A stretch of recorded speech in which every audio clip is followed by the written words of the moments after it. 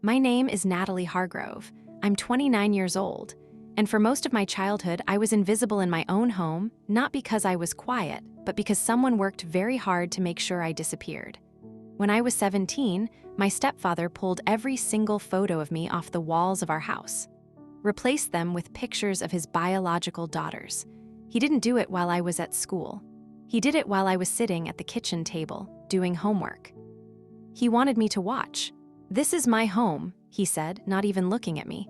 "And this is my family." I didn't cry. I'd learned not to by then.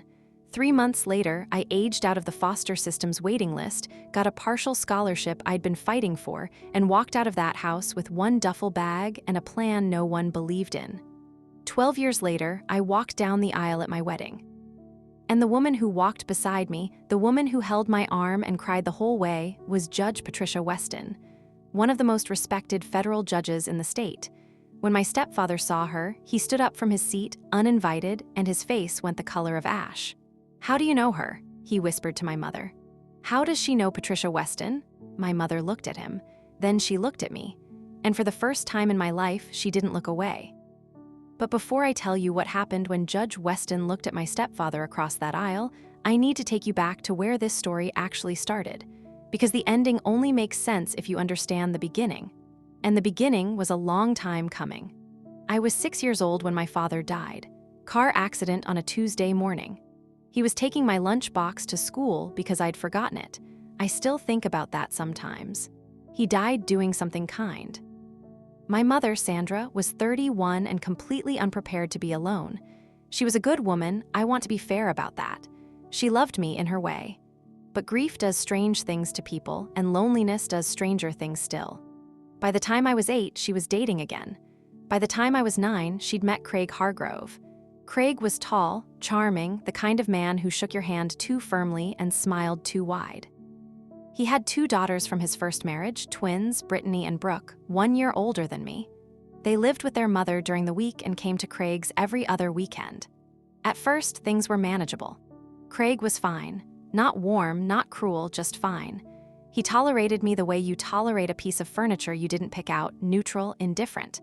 But when he and my mother married, when he moved in officially and this became his home too, something shifted. The neutrality curdled. I noticed it in small things at first. The way he'd correct my table manners but never the twins. The way he'd volunteer Brittany and Brooke for opportunities, a summer enrichment program, a trip to see family, and simply not mention them to me. The way he answered questions I asked my mother, preempting her, redirecting, until I stopped asking her things directly. By the time I was 11, I understood the hierarchy. Craig's daughters were family.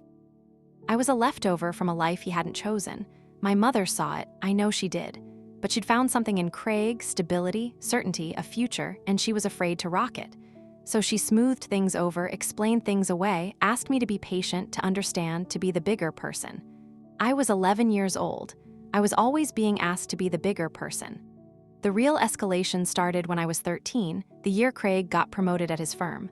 More money, more confidence. More certainty that his version of things was correct. Brittany and Brooke started coming every weekend instead of every other. Then they got their own rooms in our house, my house, the house my father had helped pay for. I was moved to the smallest bedroom. My things were boxed up and stacked in the garage while I was at school. "It's just reorganizing," my mother said. It wasn't just reorganizing. Craig started introducing me differently at gatherings. If someone asked whose daughter I was, he'd say, "Sandra's daughter from before," not his stepdaughter, not part of the family, before, like I was a footnote, a previous draft. I learned to stop crying about it. Crying didn't help. It just made Craig sigh and my mother look uncomfortable and the twins exchange glances. Instead, I channeled everything into school. Straight A's, AP classes, every extracurricular that didn't cost money. My guidance counselor, Ms. Adler, noticed. She started pulling me aside after class, asking questions. "What do you want to do after high school? Where do you see yourself? What are you passionate about?" Nobody at home asked me those questions. I started answering them honestly. Law. I wanted to go into law. I wanted to understand systems, rights, the machinery of how people were protected or failed. I'd been thinking about it since I was 12, since a family court hearing about my father's estate that I'd attended with my mother. I'd watched the judge, a woman, calm, precise, powerful, and thought that, I want to be that. Ms. Adler wrote down every word, said, "You can do this, Natalie," said it like she meant it. I held on to that for 3 years. Then Craig took the photos off the wall. It happened on a Saturday afternoon in February. I was 17. I'd just gotten a letter that week, a scholarship nomination, pre-law track, from the state's Academic Achievement Committee. I told my mother quietly, carefully, because I'd learned to share good news carefully. She'd smiled, said that's nice, then looked over her shoulder toward the living room where Craig was watching football. She didn't tell him. I knew she wouldn't. That Saturday, Craig announced that he was updating the house. He'd gotten Brittany and Brooke new professional photos done, both of them in matching dresses, looking polished and perfect. He was hanging them in the living room, in the hallway, on the mantel. And he was taking mine down, not to storage. He stacked them against the wall by the back door like they were waiting to go to the curb. There was one photo I loved more than anything, me and my father at a lake. I was maybe 4 years old, sitting on his shoulders, laughing. Craig put that one face down at the bottom of the pile. I stood in the kitchen doorway and watched him work. "Craig," my mother started. "The house needed updating," he said. "It looks better." I walked to the pile, picked up my father's photo. "This one stays." He didn't even look at me. "Put it back." "No." He turned around then, and he looked at me with something I can only describe as complete dismissal. Not anger, not even dislike. Just absence, like I wasn't worth the energy of a real emotion. "This is my home," he said, "and this is my family." He gestured around the room, at Brittany and Brooke's photos, at the wall he'd just rearranged. "You're 17. In a year, you'll be gone. Act accordingly." My mother said nothing. She stood in the doorway to the kitchen and she said absolutely nothing. I took my father's photo to my room, I put it in my duffel bag, and I started planning my exit. The next few months were a lesson in invisible labor. I applied to 6 universities, wrote 9 scholarship essays, stayed late after school 3 days a week to study in the library because home wasn't a place I could concentrate.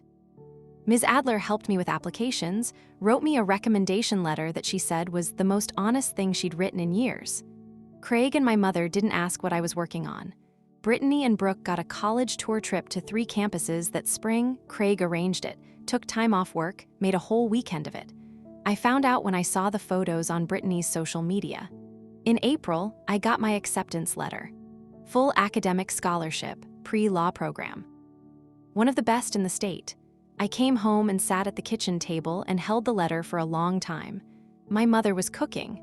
Craig was in his office. The twins were upstairs laughing at something on their phones. I put the letter back in my bag and didn't say a word to any of them. I told Ms. Adler the next morning.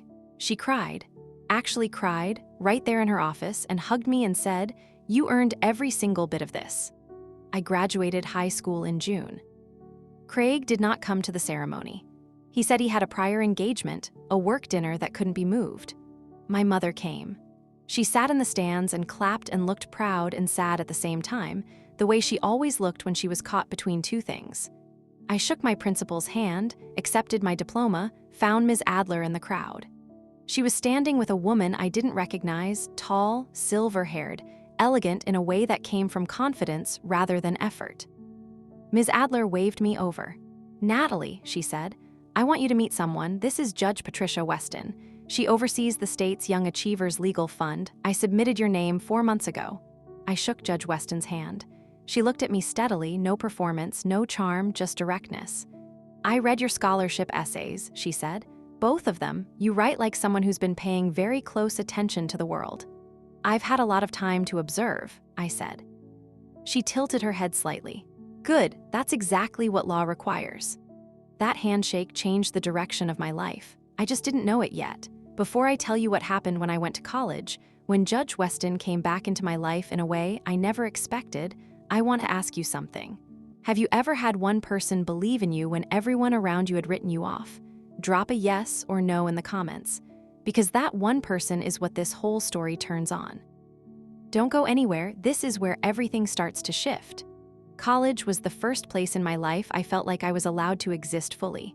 No one took my photos off the wall. No one introduced me as a footnote. I was just Natalie, sharp, driven, a little intense, the one who always had the case law memorized before class.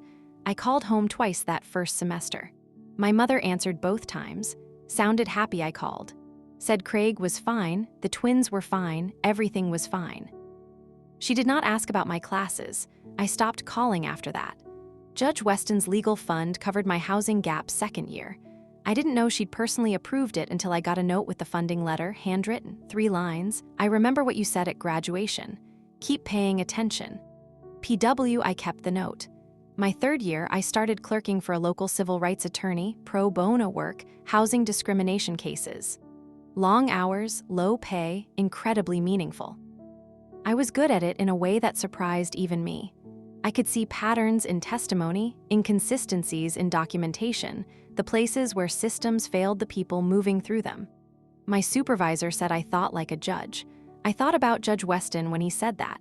In my final year, I applied for a prestigious clerkship, Judge Weston's court. Long shot. Her clerkship applications pulled from top graduates nationally. I was competitive but not obvious. I wrote the application in 3 drafts over 2 weeks, sent it, and tried not to think about it. She selected me. The clerkship year was the most demanding and transformative of my life. Judge Weston was exactly what she'd appeared to be at graduation, precise, principled, zero tolerance for sloppy thinking. She pushed hard. She expected more than you thought you had. And she was, quietly, completely, on your side. She had a habit of stopping by clerks' desks at the end of the day just to check in. Not professionally, personally. How are you actually doing? Is there anything you need? What are you thinking about? About 4 months in, she stopped at my desk and asked her usual question. I told her I was thinking about a case we'd reviewed that week, a custody dispute where the mother had been systematically excluded from decisions about her own child. I said it reminded me of something from my own life. She sat down, asked me to tell her. I told her about Craig, about the photos, about the duffel bag, about my mother standing in the doorway saying nothing. I hadn't said most of it out loud before. She listened to all of it without interrupting. When I finished, she was quiet for a moment. You know what I see when I look at you, she said. I shook my head. Someone who built a life out of what other people threw away. She paused. That's not a small thing, Natalie. Most people can't do that. I didn't trust myself to speak for a moment. My mother never stood up for me, I finally said. I know. She looked at me steadily. Do you want to talk to her about it? No, I don't know, maybe someday. Okay, she said. Simple as that. Whenever you're ready, and if that's never, that's a complete answer too. That was the year she became my family, not in a dramatic declaration. Just steadily, consistently, the way real things are built. She came to my law school pinning ceremony. She was the one I called when I passed the bar. She was the first person I told when I got my first job offer, associate position at a civil rights firm. She took me to dinner to celebrate. We split a dessert, and she told me about the first case she ever won, the way her hands shook when the verdict was read. The shaking doesn't stop, she said. You just learn to trust it. I was 26 when I met Daniel. He worked in nonprofit management, patient and steady, the kind of man who remembered what you'd said 3 weeks ago and brought it back gently at the right moment. He made me feel like I was allowed to be taken care of, which was new. We dated for 2 years. When he proposed, I called Judge Weston before I called my mother. The wedding planning was when things got complicated. I'd maintained minimal contact with my mother over the years, a call on holidays, a text on her birthday. Enough to keep the door from slamming completely. Craig I had nothing to do with. Brittany and Brooke existed in the distant background of my awareness, not enemies, just people I'd never chosen to know. Daniel thought I should invite them. It's your mother, he said. Whatever happened, she's still your mother, and it might matter to you later that she was there. I thought about it for a long time. Judge Weston said the same thing, differently. You don't invite people for them. You invite people for the version of yourself that will look back at this day in 20 years. So I sent the invitation to my mother, and because my mother wouldn't come without him, to Craig. I did not expect them to RSVP yes. They did. What I did not tell them, what I told no one in that world, was that Judge Patricia Weston would be walking me down the aisle. I'd asked her 8 months before the wedding, sitting in her kitchen after dinner. I told her about my father's photo in my duffel bag, about how there was no one on my side of the aisle who'd been there for the whole journey, no one who'd watched me become who I was. Except you, I said. She reached across the table and took my hand. "Accept me," she agreed. The morning of my wedding, I wasn't nervous about Daniel. I was nervous about the other side of the room. My mother arrived with Craig. I saw them from across the reception hall during photos, Craig in a dark suit, thinner than I remembered, hair gone fully gray. My mother looked beautiful. She also looked like a woman holding her breath. We didn't speak before the ceremony. I wasn't ready. I stood at the back of the aisle in my dress, my father's photo tucked against my bouquet, a tradition Judge Weston had suggested, holding his memory close. She stood beside me in deep burgundy, calm, straight-backed, smiling at me the way a mother smiles at a daughter. "Ready?" she asked. "Yes," I said, and I meant it completely. The music started. We walked. I saw Daniel at the altar and my heart settled immediately. I saw his family, crying already. I saw my friends in the rows, people who'd chosen me and whom I'd chosen back. And then I saw Craig stand up. He didn't stand the way guests stand when a bride enters. He stood the way a person stands when they've seen something they cannot process. He rose to his feet, half out of his seat, staring not at me but at the woman beside me. His face went the color of ash. "Patricia Weston," I heard him say, not loudly, just to himself, the name dropping out of him like something involuntary. Judge Weston looked at him, one measured, level look. Then she looked back at me, squeezed my arm gently, and kept walking. My mother watched all of it. I saw her look at Craig, then look at me, then look at Judge Weston. And something crossed her face, understanding maybe, or grief, probably both. I didn't look away from the altar. Okay, I know what you're wondering. What does Craig have to do with Judge Weston? Why did his face go white? I promise that comes out at the reception. And when it does, it explains everything. But first, the vows, because Daniel deserves that part of the story too. Stick with me. The ceremony was everything. Daniel cried reading his vows. I managed to hold it together until the very end, and then I didn't, and nobody minded. Judge Weston sat front row, my side. She cried too, which she later denied.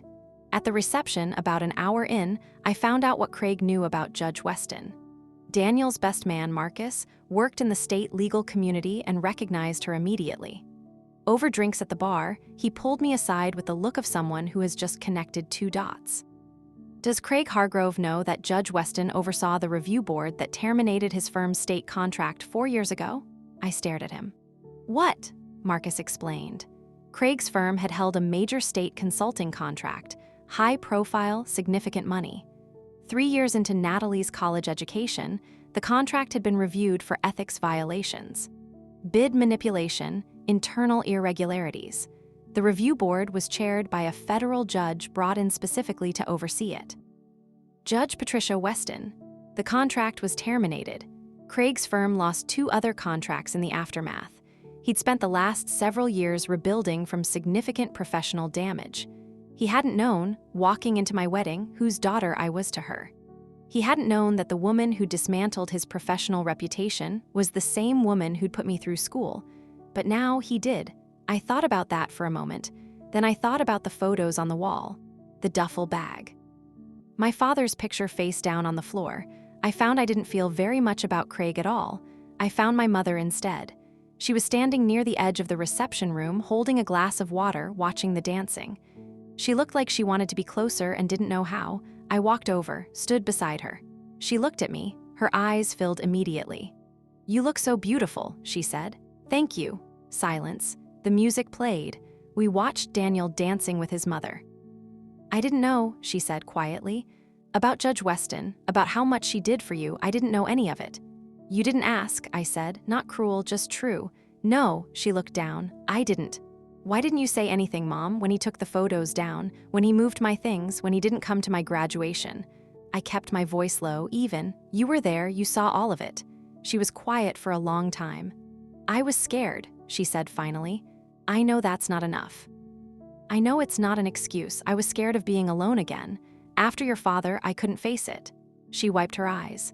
"And I told myself you were strong, that you'd be fine, that you didn't need me to say anything because you were already so much more capable than," her voice broke. "That's not a reason, that's a coward's reason." It was the first honest thing she'd said to me in probably 15 years. I didn't say it was okay. It wasn't, but I said, "I know you loved me. In your way." She nodded, "Not enough." No, I agreed, not enough. We stood there for another few minutes, not touching, not fixing anything, just standing in the same space, finally saying true things. Judge Weston is extraordinary, my mother said eventually. She is. I looked across the room at her, laughing at something with Daniel's aunt. She showed up, that's the whole thing, she just kept showing up. My mother looked at her own hands. I want to try, if you'll let me. She swallowed. I understand if you won't. I thought about Judge Weston's words from years ago. You don't owe people access, you owe yourself honesty. I thought about what I would want to have done in 20 years. I'll think about it, I said. That's the most I can offer right now. She nodded, accepted it. Craig did not speak to me. I saw him once near the bar, watching the room with the expression of a man who has miscalculated something significant. He left before dinner. My mother stayed until the end. At the very end of the night, when most of the guests had gone and Daniel was helping his family gather their things, Judge Weston found me on the terrace. We stood in the cool October air and looked at the lights. Your mother spoke to me, she said. What did she say? She apologized for missing things. She said, and I'm quoting, "Thank you for doing what I should have done." She paused. I told her it wasn't too late to start. I looked at her. Was that the right thing to say? It's the true thing. Whether it's right, that's up to you. I leaned my head against her shoulder, careful of the dress. Thank you for all of it, for the letter at graduation and the clerkship and dinner and the walk down the aisle for all 12 years. She put her arm around me. You thanked me at dinner last month. I'm thanking you again. Okay. She pressed a kiss to my temple. You're welcome, sweetheart, always. In the year that followed, I was promoted to senior associate. My caseload focused on housing discrimination and child welfare, cases where systems failed the people they were supposed to protect. I was good at it for the same reason I'd always been good at paying attention. I knew what it felt like to be the person in the room that everyone had decided didn't count. My mother and I began a slow, careful correspondence. Emails, then occasional phone calls, then lunch, once, cautiously, like people learning to walk on ice. She had started therapy. She told me so in a letter that was 3 pages long and completely honest. I hadn't responded to the length of it, just said, I'm glad. Keep going. Craig and I had no contact. My mother didn't push it. Brittany reached out once on LinkedIn, a short message, vague, something about hearing I was doing well. I read it, didn't reply. The Second Look Legal Fund, Judge Weston's organization for first-generation law students, asked me to join their advisory board. I said yes before they finished the sentence. I sat across the table at the first meeting and looked at the young faces in the room, sharp, driven, carrying quiet weights, and thought I was you. And someone showed up for me. We'll be showing up for them, I said at the meeting. Judge Weston, seated to my left, nodded once, her version of a standing ovation. That October, on the anniversary of the night Craig had taken my photos off the wall, a date I'd always remembered, always carried, I did something I hadn't planned. I got the photo of my father from my bag, had it properly framed, hung it in my office between my law degree and a letter from a client whose housing case we'd won. My dad at the lake, me on his shoulders, both of us laughing. I stood back and looked at it for a long time. That little girl had needed someone to show up. And eventually, someone had. Not the people who were supposed to, but someone who saw her, chose her, and kept showing up anyway. I think about what I know now that I didn't know at 17, sitting in the smallest bedroom while Craig rearranged the world to exclude me. I know that family is not a biological fact. It is a consistent practice. It is choosing someone again and again in the small daily ways that add up to a life. I know that silence from a parent is not neutral. It lands. It costs. And the people who ask you to be the bigger person when you are 17 and alone are asking something that is not fair to ask. I know that one person who believes in you fully, not conditionally, not strategically, can redirect the entire current of your life. I know that forgiveness is not a requirement. It is a choice, and it belongs entirely to you, and it does not require the other person to be present or deserving or even sorry. I know that the photos he took off the wall did not take my father, did not take my history, did not take who I was becoming. And I know that the woman who walked me down the aisle, calm, steady, burgundy dress, pearl earrings, is the clearest proof I have that the world contains people worth finding. You just have to keep walking until you find them. If you are in a house right now where someone is working to make you feel invisible, keep walking. Not away from your future, toward it. Your worth is not decided by the people who failed to see it. It is built, quietly and with tremendous patience, by the life you make in spite of them. That's my story. I'm 29. I have a husband who remembers what I said 3 weeks ago. I have a career that turns pain into protection for people who need it. I have a mother I'm learning, slowly, to let back in. And I have the woman I call when something good happens, the first one I tell, the emergency contact on every form. She is the definition of chosen family. She is everything. Thank you for being here until the end. If this story meant something to you, please hit that like button and subscribe. Your support helps these stories find the people who need them most. Drop a comment. I read every single one. And if someone came to mind while you were listening, someone who showed up for you, tell me about them below. Those people deserve to be named. Take care of yourself. I'll see you in the next story.